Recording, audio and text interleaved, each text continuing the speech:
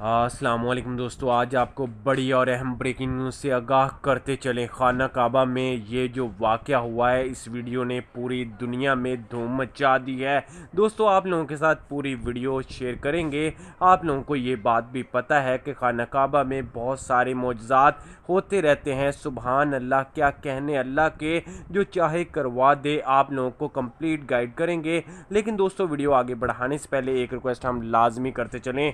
दोस्तों, अगर वीडियो पसंद आए तो अपने प्यार से हाथों से एक प्यार सा लाइक और चैनल को अपने प्यार से हाथों से चैनल को सब्सक्राइब लाजमी कर लेना है, ताकि हर अपडेट सबसे पहले इसी तरह हम आप तक पहुंचाते रहें। तो दोस्तों, आज अल्हम्दुलिल्लाह खाना काबा में दोबारा से रौनकें बहाल करवा दी गई हैं। सारी पाबंदियाँ हटा दी गई हैं। जैसे ही पाबंदियाँ ख़त्म की गई तो परिंदों की जानिब से अल्लाह का नाम परिंदों ने लिख डाला और इस वीडियो ने पूरी दुनिया में अपना नाम कमा लिया है। कमेंट्स में सुबहान अल्लाह लाजमी लिख